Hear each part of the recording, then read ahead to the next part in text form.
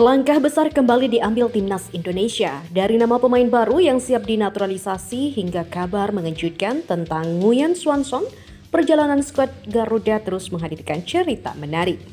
Patrick Kluivert dan Erick Thohir membawa strategi baru yang siap mengguncang dunia sepak bola Asia. Nah, penasaran apa saja yang terjadi? Yuk, simak selengkapnya hanya di Kamus Bola.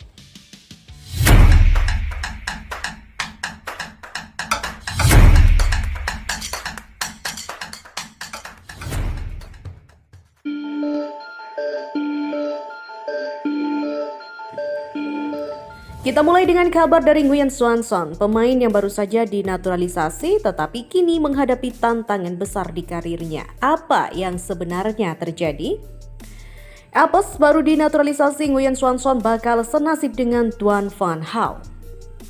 Nguyen Xuan Xuan mengalami cedera parah di Piala AFF 2024 lalu. Kini fans Vietnam harap-harap cemas menanti penyerang 28 tahun berharap agar kasusnya tidak sama dengan Duan Van Hao. Piala AFF 2024 menyisakan cedera bahagia sekaligus sedih bagi Vietnam. Mereka bahagia karena meraih gelar juara, menang melawan Thailand di final. Sementara cerita sedih datang dari Xuan Xuan. Ya, Xuan Xuan mengalami cedera parah. Pemain yang berstatus naturalisasi itu mengalami patah tulang tibia dan juga fibula. Cedera itu didapat Xuan Xuan pada laga final leg kedua di markas Thailand. Xuan Xuan diperkirakan butuh waktu hingga 9 bulan untuk pulih dari cedera yang dialami. Kini, fans Vietnam berharap cemas sebab mereka takut kasus Duan Van Hao terulang. Di mana bayang-bayang Duan Van Hao pada kasus Xuan Xuan, Duan Van Hao mengalami cedera tumit yang cukup parah. Cedera yang dialami sang bek kanan itu cukup rumit, dia juga pernah menjalani operasi akan tetapi tidak kunjung sembuh dari cedera yang dialami itu. Van Hao sudah absen dari lapangan hijau lebih dari setahun. Tidak ada keterangan pasti kapan dia akan kembali bermain dan kini publik Vietnam khawatir kasus Van Hao terulang pada Xuan Xuan. Salah satu dokter timnas Vietnam Nguyen Trong Thuy dikutip dari 24H mengatakan cedera olahraga selalu menjadi tantangan besar bagi para atlet, terutama pemain sepak bola profesional. Kasus Nguyen Xuan Xuan dan Duan Van Hao adalah dua contoh khas perbedaan kemampuan pemulihan dari cedera. Meskipun keduanya menderita cedera serius, meskipun menjalani banyak operasi dan perawatan lama, kondisi Van Hao belum sepenuhnya membaik, dikatakan Dr. Trong Thuy. Dan tak berhenti sampai di situ, Erick Thohir pun mengungkapkan nama baru yang siap memperkuat timnas Indonesia. Siapa dia dan apa keunggulannya? Ya, Erick Thohir ungkap nama pemain naturalisasi baru timnas Indonesia yang diboyong Patrick Kluivert. Ketua Umum PSSI Erick Thohir memberikan bocoran calon pemain naturalisasi yang akan diboyong pelatih timnas Indonesia, Patrick Kluivert. Sampai dengan saat ini baru satu nama yang muncul yaitu Hairo Riedewald. Ada informasi yang mengatakan Patrick Kluivert berencana membawa sejumlah pemain keturunan membela timnas Indonesia. Erick mengatakan sejauh ini pelatih asal Belanda itu baru memastikan satu nama yaitu Hairo Riedewald. Tapi yang disampaikan bahwa salah satu pemain ketika diumumkan Coach Patrick bergabung, salah satu pemain yang respon itu adalah Hairo Riedewald, kata Erick Thohir saat konferensi pers di Gedung Kemenpora Jakarta, Senin 13 Desember. Tetapkan proses, jika oleh sendiri kan memang sudah cek kesehatan, sudah ke kedutaan besar tinggal mengambil sumpah. Kalau Hairo masih proses, sambung lelaki yang juga Menteri BUMN itu. Lebih lanjut, Erick juga meminta untuk sabar mengenai pemain naturalisasi. Sebab ada beberapa pemain yang sedang dalam proses, sementara yang lain masih belum ada. Mengenai pemain naturalisasi, kita tunggu saja prosesnya. Karena jangan sampai karena ini kan semua proses. Tadi Pak Menpora sendiri juga sudah menelpon Menteri Hukum, dia juga mensupport seperti biasa. Dan kami juga sudah sosialisasi DPR minta supportnya, bahkan Bapak Presiden Prabowo juga sampai beliau sangat menjunjung tinggi bagaimana bangsa kita bisa dipandang di dunia.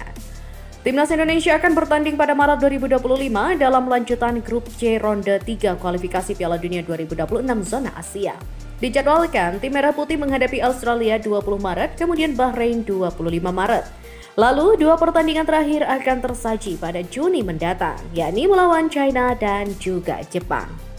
Dan yang terakhir, pelatih Patrick Kluivert memastikan Jay Itzes sebagai kunci utama dalam strategi timnas. Bagaimana rencananya Indonesia melangkah lebih jauh?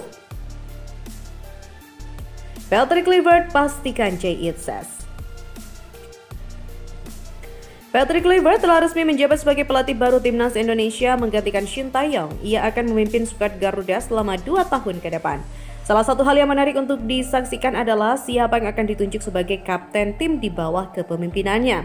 Nama Jay Itzes tentu menjadi sorotan mengingat performanya yang sangat mengesankan. Ya, pemain berusia 24 tahun ini telah menunjukkan penampilan yang cemerlang sepanjang musim 2024-2025. Jay Itzes juga tampil menonjol di klubnya Venezia di Serie A, di mana dia menjadi pilihan utama dengan 18 penampilan dan 1 gol. Gol yang dicetaknya bahkan terjadi saat melawan tim besar Juventus. Di sisi lain, ia juga menjadi salah satu andalan dalam timnas Indonesia sejak era pelatih Shin Tae-yong. Dengan 9 caps dan 1 gol untuk timnas, Jay Itzes telah membuktikan kualitasnya. Meskipun baru bergabung, ia sudah dipercaya untuk menjabat sebagai kapten dan juga telah memimpin tim Merah Putih dalam 5 pertandingan, termasuk 2 laga terakhir melawan Jepang dan Arab Saudi.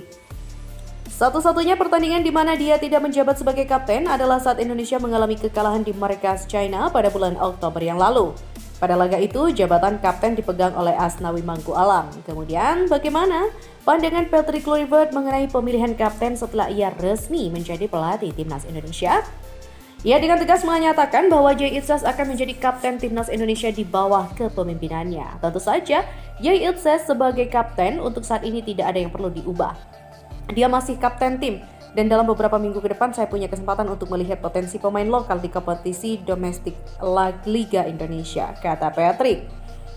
Meskipun banyak pemain keturunan menghiasi tim inti timnas Indonesia, Patrick Kluivert percaya bahwa potensi pemain lokal juga sangat besar untuk bersaing.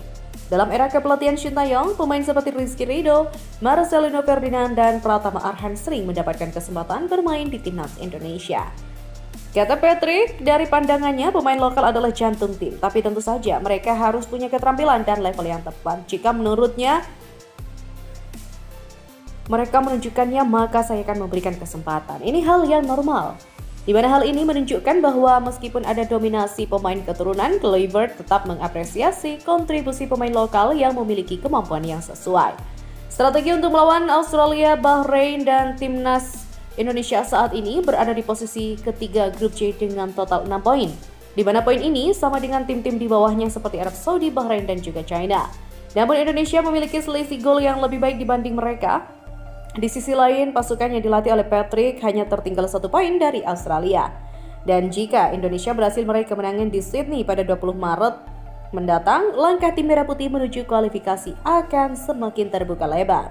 Patrick Kluivert menegaskan rencananya adalah untuk memberikan dampak langsung dan hal itu penting seperti yang dikatakan bahwa pihaknya akan bermain di 4 laga jadi perlu melakukan persaingan dengan sangat baik.